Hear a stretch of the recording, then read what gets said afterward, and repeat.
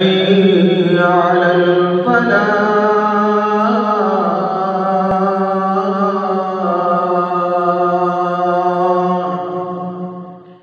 عليكم ورحمة الله وبركاته.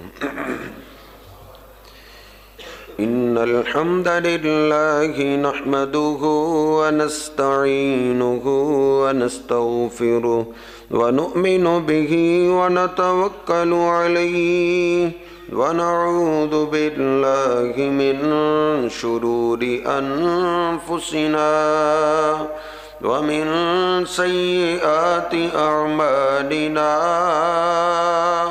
من يهده الله فلا مضل له ومن يضلله فلا هادي له أشهد أن لا إله إلا الله وحده لا شريك له وأشهد أن محمدًا عبده ورسوله.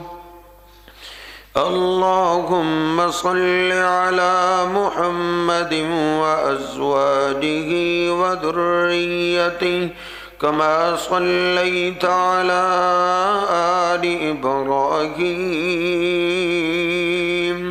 وبارك على محمد وأزواجه وذريته كما باركت على آل إبراهيم إنك حميد مجيد.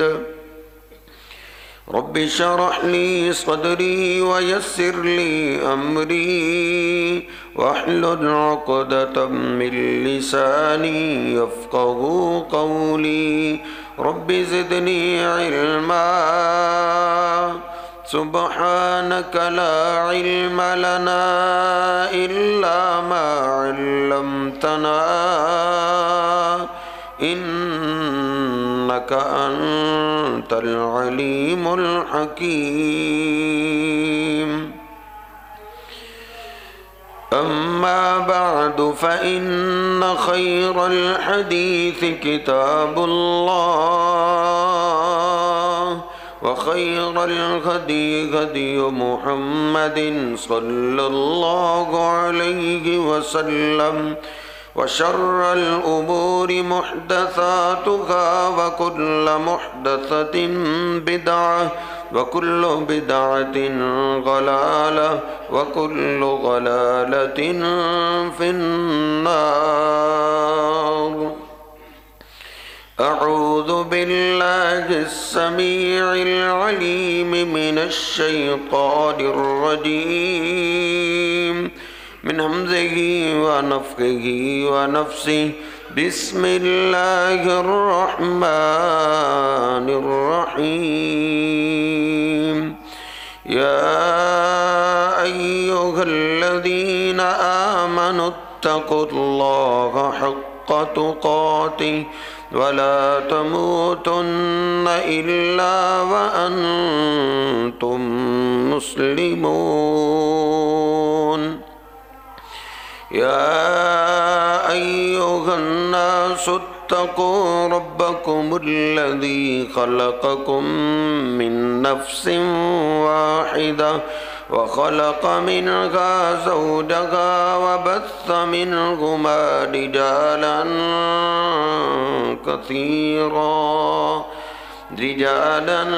كثيرا ونساء. واتقوا الله الذي تساءلون به والأرحام إن الله كان عليكم رقيبا.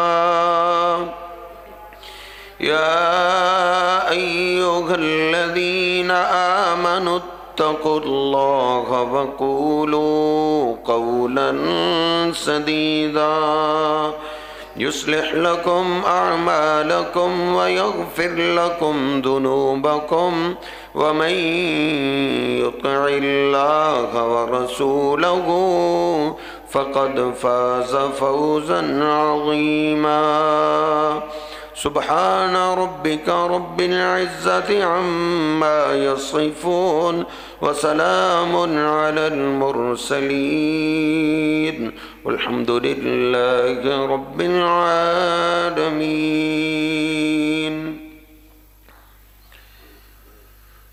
اللہ سبحانہ و تعالی نے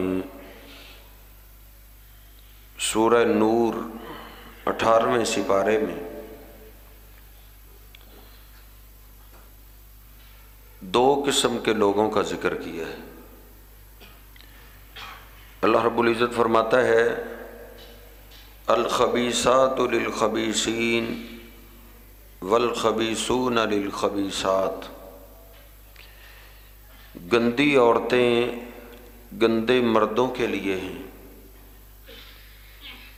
اور گندے مرد گندی عورتوں کے لیے ہیں۔ والطیبات للطیبین والطیبون للطیبات، اور پاکیزہ عورتیں پاکیزہ مردوں کے لیے ہیں اور پاکیزہ مرد پاکیزہ عورتوں کے لیے ہیں۔ آگے اللہ رب العزت فرماتا ہے کہ یہ طیب اور پاکیزہ زندگی گزارنے والے لوگ لہم مغفرۃ ورزق کریم، ان کے لیے اللہ کی طرف سے بخشش بھی ہے اور باعزت رزق بھی ہے۔ اس لیے ہمیں اپنے پاکیزہ بیٹے اور بیٹی کے لیے جو رشتہ درکار ہونا چاہیے وہ بھی پاکیزہ ہی ہونا چاہیے۔ بیٹی جوان ہو گئی ہے گھر کے اندر تو رشتے کے لیے انتخاب دینداری کا کیجیے، اچھے اخلاق کا کیجیے۔ سیدنا ابو ہریرہ رضی اللہ تعالیٰ عنہ روایت کرتے ہیں، جو ترمذی شریف میں فرماتے ہیں نبی پاک صلی اللہ علیہ وسلم سے میں نے خود سنا ہے، آپ نے فرمایا اذا خطب الیکم من ترضون دینہ وخلقہ فزوجوہ، اگر تمہارے گھر میں کوئی نکاح کا پیغام آیا ہے اور ایسے لڑکے کی طرف سے پیغام آیا ہے جو دین میں اچھا ہے، اخلاق میں اچھا ہے، جس کا دین تمہیں پسند ہے، جس کا اخلاق تمہیں پسند ہے، فزوجوہ، تو پھر شادی کر دو۔ اپنی بیٹی کا نکاح ایسے لڑکے کو دے دو۔ آگے نبی پاک صلی اللہ علیہ وسلم فرماتے ہیں الا تفعلوا، اگر تم نے ایسا نہ کیا تکن فی الارض فتنۃ وفساد عریض، تو پھر اللہ کی زمین پہ فتنے آ جائیں گے اور بہت بڑا فساد پھیل جائے، تباہی ہو جائے گی۔ پھر یہ جو شادی خانہ آبادی ہے یہ آبادی نہیں رہے گی، یہ بربادی ہو جائے گی۔ فزوجوا، اپنی نیک پاکیزہ بیٹی کے لیے رشتہ بھی پاکیزہ ڈھونڈیں۔ اگر نیک لڑکا آپ چنیں گے، ہو سکتا ہے بیٹی پہ کوئی کمی کوتاہی ہو تو اللہ کو دور کر دے۔ بھوپال کی والیہ ملکہ ایک ریاست ہے، اس کی یہ والیت ہے، خامد فوت ہو گیا تو اس نے اپنے نکاح کے لیے وقت کے محدث اور شیخ نواب صدیق الحسن خان صاحب سے اس نے نکاح کر لی۔ اب شیخ صاحب حدیث پڑھایا کرتے تھے ہر روز، اب اپنی بیوی کو سمجھایا کرتے تھے لیکن وہ پردہ نہیں کرتی تھی، پردہ نہیں کرتی تھی۔ ملکہ شاہ جہاں اس کا نام تھا۔ ایک دن حدیث پڑھاتے پڑھاتے حدیث آ گئی کہ دیوس آدمی جنت میں نہیں جائے۔ خان صاحب نے اس کا ویسے ہی ترجمہ کیا اور آگے چل۔ شاگردوں نے پوچھا استاد محترم اس لفظ کا آپ نے ترجمہ نہیں کیا. کہا میں ایسے تمہیں سمجھاؤں تو تمہیں سمجھ نہیں آئے گی. اگر اس کا ترجمہ سیکھنا چاہتے ہو نا تو عصر کے بعد میں فلاں چوک سے اپنی بیوی کے ساتھ تانگے پہ بیٹھ کے گزروں گا, ادھر میں تمہیں اس کا معنی سمجھاؤں. عصر کے بعد اپنی بیوی کے ساتھ سیر و تفریح کے لیے جایا کرتے تھے. شاگرد اس جگہ پہنچ گئے, تانگے کو روک دیا, کہا استاد محترم آپ ہمیں دیوس کا ترجمہ بتائیں. من دیوس, دیوس کسے کہتے؟ تو نواب صدیق الحسن خان صاحب کہنے لگے انا دیوس, میں دیوس ہوں, تم مجھے دیکھ لو. میرے جیسا آدمی جنت میں نہیں جائے گا. جس کی بیوی اس کے ساتھ بے پردہ بیٹھی ہے وہ دیوس ہے, اور دیوس آدمی جنت میں نہیں جائے گا. نواب صاحب بھی رو پڑے, شاگرد بھی رو رہے. ادھر ہی اللہ پاک نے سمجھ دے دی. ملکہ نے تانگے بان کو کہا تانگے کو پیچھے موڑو. پیچھے موڑا, گھر گئی, پردے والی چادر بنائی, اور پھر وہ مثالی پردہ کیا کہ پردے کے نام پہ اس نے کئی کتابیں لکھ ڈالی. کئی کتابیں. تہذیب النسوہ کے نام پہ پردے کی ایک کتاب میں نے ان کی پڑھی ہے. انہوں نے لکھا ہے جو سکون پردے میں ہے وہ بے پردگی میں نہیں ہے. اللہ پاک نے عورت کا حسن پردے میں رکھا ہے, بے پردگی کے اندر نہیں. اپنی بیٹی کے لیے جس رشتے کا آپ نے انتخاب کرنا ہے اچھے رشتے کا انتخاب کیجیے. پاکیزہ, نمازی, طیب. سیدنا ابو ہریرہ رضی اللہ تعالیٰ جو اس حدیث کے راوی ہیں, بیٹی جوان ہو, اب اپنی بیٹی کا رشتہ کس سے کرے, کس کو دیکھے؟ شاگردوں میں سے جن کو حدیث کا درس دیا کرتے تھے, جو ان کے پاس پڑھا کرتے تھے, ان میں سے دیکھا ایک شاگرد تقوی میں سب سے آگے, سعید بن مسیب رحمہ اللہ تعالی. کچھ نہیں دیکھا, صرف تقوی دیکھا, اور تقوی کی بنا پہ ابو ہریرہ رضی اللہ تعالیٰ عنہ نے سعید بن مسیب کے ساتھ اپنی بیٹی کا نکاح کر دیا. شاگردوں میں کئی قسم کے ہوتے ہیں. مدارس کے اندر ہم نے مدرسے کے اندر جب کیمرے لگائے تو ایک دن میں نے دیکھا کہ رات کو بچے کیا کرتے ہیں, تو میں حیران رہ گیا. کوئی بچہ 2 بجے اٹھ رہا ہے, کوئی 3 بجے اٹھ رہا ہے. ہم تو سوئے ہوتے ہیں, لیکن کئی طلباء ایسے ہیں جو تہجد کی نماز کا اہتمام کرتے ہیں. سعید بن مسیب کو نکاح دے دیا, رشتہ دے دیا. اب سعید بن مسیب کے گھر بیٹی پیدا ہوئی. ابو ہریرہ رضی اللہ تعالیٰ عنہ کی نوازی. اب نکاح کا پیغام آ گیا وقت کے بادشاہ کے گھر سے. عبد الملک بن مروان وقت کا بادشاہ ہے, نکاح کا پیغام بھیج دیا. سعید بن مسیب نے رد کر دیا, کہا نہیں, دولت کی وجہ سے کہیں میری بیٹی کا ایمان نہ بگڑ جائے, دین نہ بگڑ جائے. بیٹی کا نکاح نہیں دیا. کس کو؟ وقت کے بادشاہ کو. یہ وہ لوگ تھے جن کی نظر آخرت پہ ہوا کرتے تھے. عبد الملک بن مروان بڑا حیران ہو گیا کہ میرے رشتے کو اس نے ٹھکرا دیے.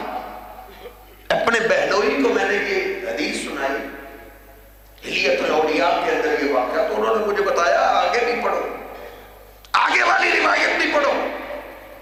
پھر میں نے آگے والی روایت پڑھی تو وقت کے بادشاہ نے سعید بن مسیب کو اس نا پہ 100 گھوڑے لگائے تھے. 100 گھوڑے کھا لیے, لیکن اپنی بیٹی کا نکاح نہیں دیا. عبد الملک بن مروان کہتا ہے میں دیکھوں گا یہ کس کو رشتہ دیتے ہیں. ہم سے زیادہ دولت والا کون ہے, ہم سے زیادہ مال کس کے پاس ہے, یہ کس کو دے گا. تو پھر سعید بن مسیب نے اپنی اپنی بیٹی کا نکاح کس کو دیا؟ حلیۃ الاولیاء 3 جلد صفحہ نمبر 157 کس کو دیا؟ اپنے طلباء میں سے، شاگردوں میں سے، مدرسے کے اسٹوڈنٹوں میں سے ایک طالب علم کو 2-3 دن کو پایا، 2-3 دن کے بعد آیا، کہا کدھر تھے تم؟ آئے نہیں، کہا قدمات اہلی، میرے گھر والے، میری بیوی فوت ہو گئے تھے، بس اسی ٹینشن کے اندر 2-3 دن گزر گئے۔ کہا لا حدثنا، آپ نے ہمیں اطلاع دے دی، یہ ہم کرتے ہیں۔ کہا میں نے کہا استاد محترم حدیث کا درس دیتے ہیں، تمہیں حدیث سنا کے اپنی بیوی کی خاطر ان کو لے گیا، یہ میں نے مناسب نہیں سمجھا۔ کہا الا تزوجت، کیا اور شادی کرنا چاہتے ہو؟ اور شادی کرنے کا پروگرام ہے؟ کہا من یزوجنی وما املک الا درہمین، استاد محترم اب مجھے رشتہ کون دے گا؟ میرے پاس کل کائنات 2 درہم ہیں، چاندی کے 2 سکے، مجھے رشتہ کون دے گا؟ سعید بن مسیب رحمہ اللہ نے کہا نا تم شادی کا پروگرام بناؤ، رشتہ تجھے میں دیتا ہوں۔ حیران رہ گیا، یہ آپ کیا کہہ رہے ہیں؟ کہا سعید بن مسیب اپنی بیٹی محدث امت ابو ہریرہ کی نواسی تیرے نکاح میں دینے کے لیے تیار ہے، تم ہاں کرو۔ ادھر ہی 2 شاگردوں کو، 2 طالب علموں کو گواہ بنا دیا، 2 طالب علم گواہ بن گئے۔ ادھر ادھر بیٹھے بیٹھے ہی سعید بن مسیب نے اپنی بیٹی کا نکاح اپنے اسٹوڈنٹ سے کر دیا، طالب علم کو دے کے۔ اب کہتا ہے میں گھر آیا، تفکرت، میں سوچ میں بیٹھ گیا، کس سے قرضہ لوں، کس سے ادھار لوں، رخصتی کیسے کروں گا؟ کہتا ہے عشاء کی نماز پڑھ کے میں گھر آیا، تھوڑی دیر کے بعد ہی میرے دروازے کو دستک ہوئی، اور یہ اصل سنی تھے، یہ اصل سنت کو ماننے والے، حدیث کو ماننے والے تھے، جو اپنی دولتوں کے پجاری نہیں تھے، جو برادریوں کو نہیں پوجا کرتے تھے، وہ سنت اور حدیث کو دیکھا کرتے تھے۔ تھوڑی دیر کے بعد دروازے پر دستک ہوئی، میں نے پوچھا میں یقرأ الباب، میرے دروازے کو دستک دینے والا کون؟ کہا سعید آیا ہے، سعید آیا ہے۔ حیران تھا پڑھ کے، کہتا ہے میں حیران رہ گیا، سعید کون؟ کوئی سعید ہوگا؟ کہتا ہے یہ تو میرے ذہن و گمان میں بھی نہیں تھا کہ سعید بن مسیب آئے۔ پوچھا گیا کیوں؟ کہتے ہیں 40 سال ہو گئے سعید بن مسیب گھر سے مسجد، مسجد سے گھر، گھر سے مسجد، مسجد سے گھر، کہیں ان کو بازار میں یا گلیوں میں نہیں دیکھا۔ آج سعید، میں نے دروازہ کھولا تو باہر سعید بن مسیب تھے۔ کہا استاد محترم آپ آئے، حکم دیتے شاگرد آپ کے پاس آ جاتا۔ کہا انک رجل تزوجت، تو ایک آدمی ہے جس نے نئی نئی شادی کی ہے، میں نے پسند نہیں کیا کہ تم تنہا رات گزارو، یہ لو تیری امانت، تیری بیوی لے کر آیا ہوں، لے جاؤ اس کو گھر میں اور گھر بسا لو۔ محدثین ہمارے اسلاف جو اصل سنی اور اہل حدیث ہوا کرتے تھے، ان کی بیٹیوں کی شادی ایسے ہوا کرتے تھے، وہ دین دیکھتے تھے، وہ دین دیکھتے تھے، دولت نہیں، فیکٹریاں نہیں، محلات نہیں۔ ہم تو نہیں دیکھتے لڑکا نمازی ہے یا نہیں، دیندار بھی ہے یا نہیں، بس بیرون ملک اس کا کاروبار ہے، فیکٹری کا مالک ہے، اتنے پلازے اس کے ہیں تو دے دو۔ ایک بھی مجھے مثال نہیں ملی کہ کسی صحابی نے یا کسی محدث نے اپنی بیٹی کا نکاح کسی بے نماز سے کیا ہو۔ بے نماز سے کی ہو. صرف ایک مجھے مثال ملی، وہ بھی شادی کے بعد نوجوان میں سستی آ گئی تھی، اور وہ بھی فکر اس کی گھر والی اس کی بیوی کو ہوئی. وہ آئی مدینہ پاک کے اندر، صحابہ کی کثیر تعداد دنیا سے جا چکی تھی. اس نے پوچھا کوئی نبی علیہ السلام کا صحابی ہے، مجھے فتویٰ چاہیے. بتایا گیا ناجیہ طفاوی رضی اللہ تعالیٰ عنہ موجود ہیں، وہی فتوے دیتے ہیں. ان کے پاس آئی، آتے ہی کہتی ہے اے صحابی رسول، اے اللہ کے پیغمبر کے صحابی، میرے بارے میں مجھے بتاؤ. ان زوجی یدع الصلاۃ احیانا، میرا خامن کبھی کبھی نماز چھوڑ دیتا ہے. کبھی کبھی ایسا ہوتا ہے کہ اذان سنتا ہے، نہ نماز پڑھنے کے لیے مسجد کی طرف جاتا ہے، نہ گھر میں نماز پڑھتا ہے، بغیر نماز پڑھے سو جاتا ہے. صحابی رسول نے یہ بات سنی ہی پہلی دفعہ تھی. انہوں نے سنتے ہی کہا انکی فاجرتن، تم بے دین عورت ہو، تم فاجرہ عورت ہو. وہ رو پڑی. اس نے کہا میں نے کبھی نماز میں سستی نہیں کی، بل جئت من عند رجل فاجر، بلکہ میں بے نماز کے پاس رہتی ہوں، میرا شوہر بے نماز ہے، میں نے کبھی سستی نہیں کی. صحابی رسول نے کہا ایک نمازی خاتون بے نماز کے نکاح میں کیسے رہ سکتی؟ پھر وہ نکلی. جب ڈانٹا گیا اس کو، صحابی رسول نے ڈانٹا تو نے شادی کیوں کی؟ وہ روتی ہوئی کہتی ہے زوجنی اہلی وانا بکر، میرے گھر والوں نے میرا نکاح کیا تھا، میں تو اس وقت بچی تھی، میرے گھر والوں نے اس وقت یہ بے نماز تو نہیں تھا، آپ سست ہو گئے. صحابی رسول نے کہا یہ کیسے ہو سکتا؟ نکلی. پھر اس کا باپ دنیا میں نہیں تھا، اس کا بڑا بھائی دنیا میں نہیں تھا. وہ اپنے خاندان کے ایک ایک سردار کے پاس گئی. انقذونی من زوجی انہ رجل فاجر، اس خامد سے میری جان چھڑاؤ، یہ گندا انسان ہے، اس سے مجھے طلاق لے کر دو. ہمارے اسلاف اپنی بچیوں کی یہ تربیت کیا کرتے تھے کہ وہ بے نمازوں کے نکاح میں رہنا پسند نہیں کرتے تھے. کیا جواب دو گے قیامت کے دن جب یہ معصوم بیٹیاں گریبان کو پکڑے ہوئے اللہ کی عدالت میں لے کے آئیں گی؟ اے اللہ اس سے پوچھو، اس نے ہمیں بے دین کے گھروں میں دھکیل دیا تھا، کیا ان کو دین کا پتہ نہیں تھا؟ بے دین گھر میں آئی، بیٹی بھی بے دین ہو گئی. بیٹی جوان ہے، اس کے لیے دیندار رشتہ تلاش کرو.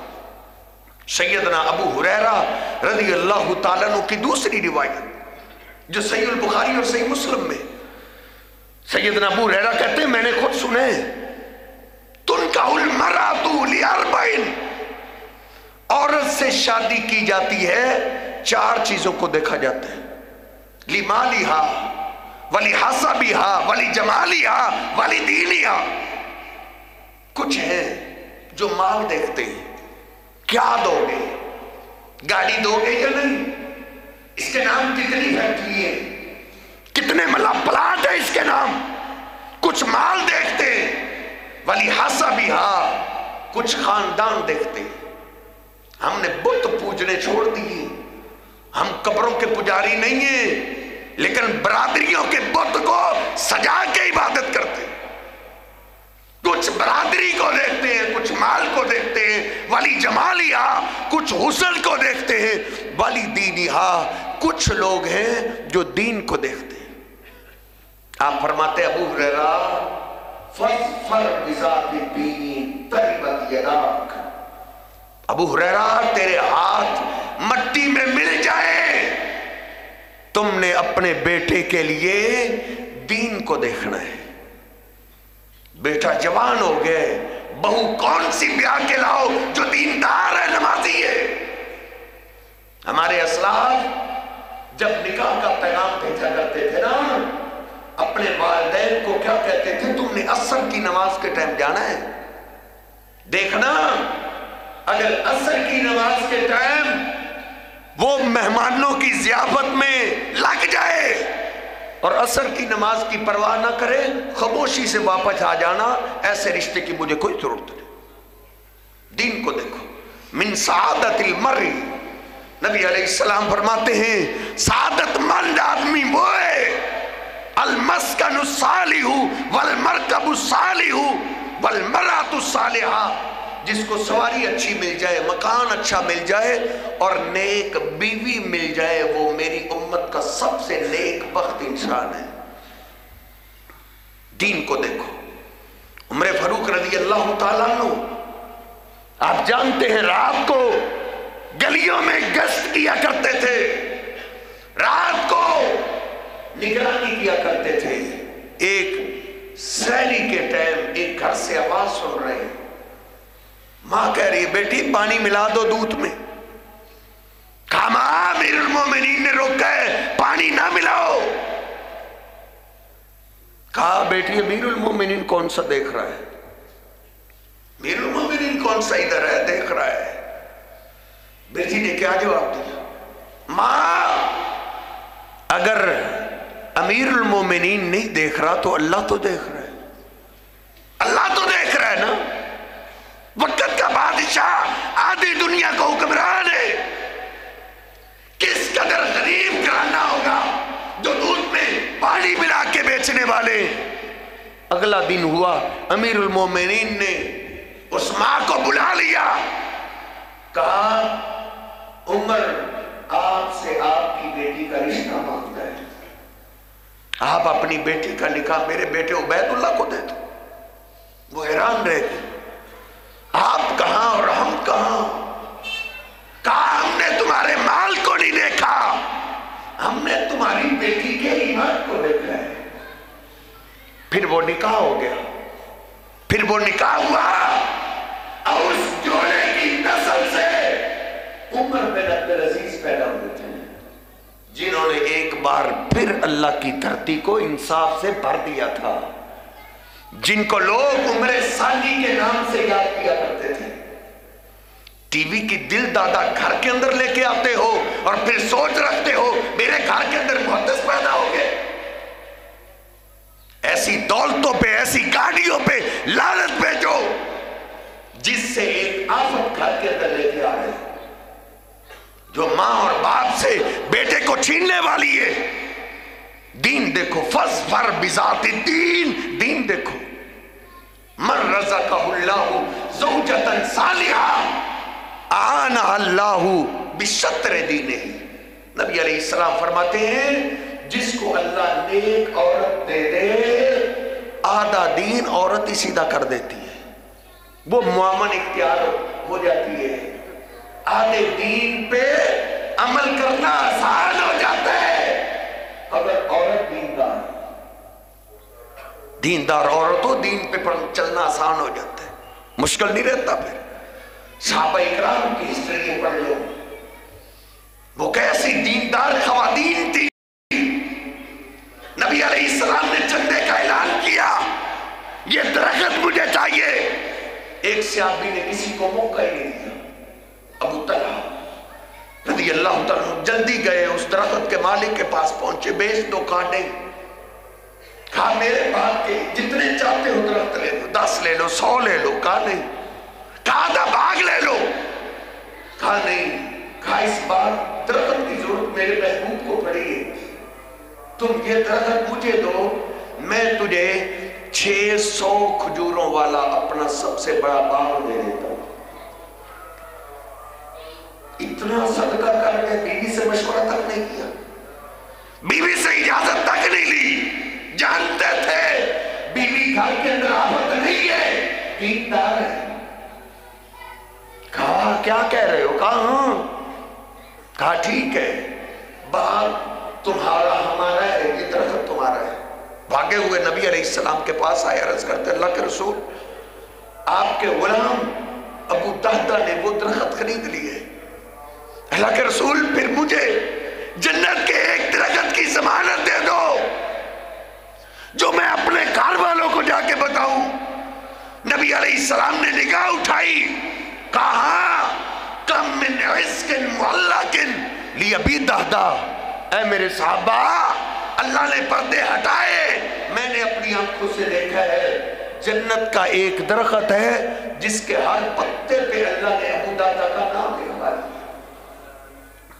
مجلس میں بیٹھے خیال آیا میں نے تو سر چھپانے کے لیے جو جھونپڑی بنائی ہے وہ بھی تو اسی باغ میں، جلدی سے آئے، باغ کے کنارے پہ کھڑے ہو کے آواز دیتے ہیں یا ام دہدہ اخرجی، اے ام دہدہ بچوں کو لے کے باہر آ جاؤ، یہ باغ ہمارا نہیں ہے، یہ باغ ہم نے بیچ دی ہے۔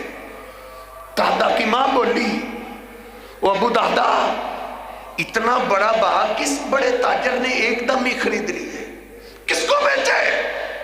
کہا کسی عام تاجر کو نہیں، میں نے اپنے محبوب پیغمبر کو بیچ دیا ہے۔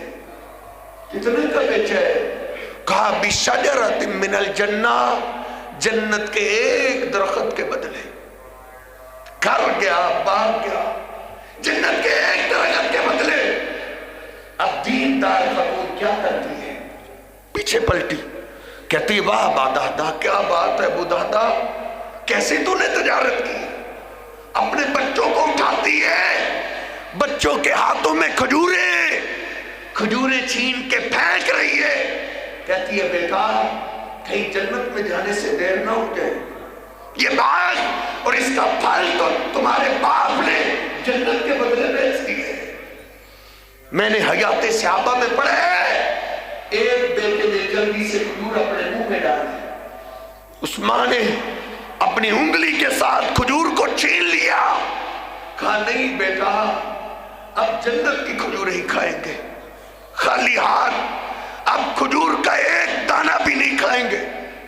خالی ہاتھ اپنے بیٹوں کو لے کے باہر نکل رہی ہے اور اپنے شوہر کو تسلییں کیا دیتی ہے، واہ ابا دہدہ واہ ابا دہدہ لقد ربح البیع، اے ابو دہدہ غم نہ کرنا، یہ باغ تو ختم ہو ہی جانا ہے، ابو دہدہ یہ باغ ختم نہیں ہونا تو ہم نے تو مر جانا ہے، کوئی بھی نہیں رہے گا، لیکن جو تو نے تجارت کی ہے نا، تم ایک درخت کہہ رہے ہو، میں کہتی ہوں ایک درخت نہیں، تم نے اپنے بچوں کی اللہ سے ساری جنت خرید لی ہے۔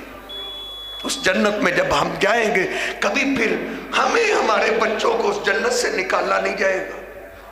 من رزقہ اللہ امرأة صالحة آنہ علی شطر دینہ، آپ فرماتے خوش نصیب ہے وہ جس کو نیک عورت مل جاتی ہے، وہ آدھے دین پہ اپنے شوہر کی مددگار ثابت ہوتی ہے۔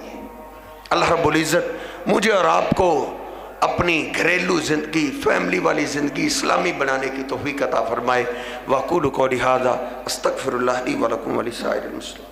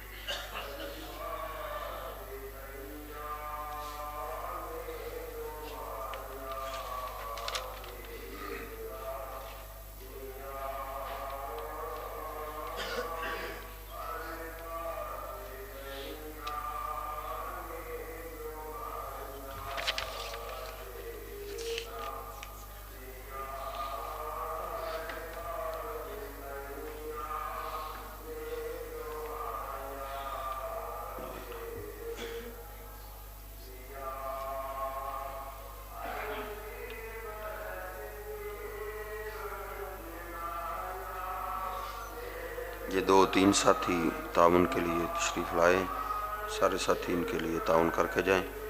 2 ساتھی مسجد کے لیے آئے، ایک اپنی ذات کے لیے آئے۔ إن الحمد لله نحمده ونستعينه ونستغفره ونؤمن به ونتوكل عليه ونعوذ بالله من شرور أنفسنا ومن سيئات أعمالنا من يهده الله فلا مضل له ومن يضلله فلا هادي له أشهد أن لا إله إلا الله وحده لا شريك له وأشهد أن محمدًا عبده ورسوله اللهم صل على محمد وأزواجه وذريته كما صليت على آل إبراهيم وبارك على محمد وأزواجه وذريته كما باركت على آل إبراهيم إنك حميد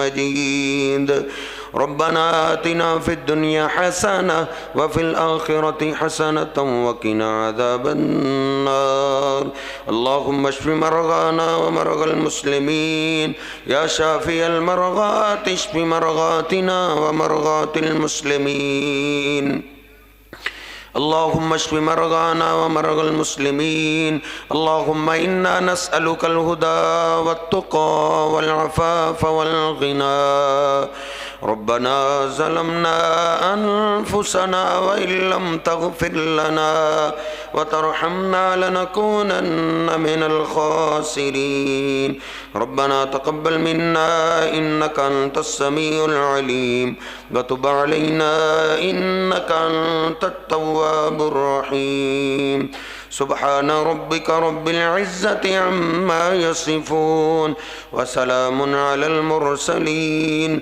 والحمد لله رب العالمين.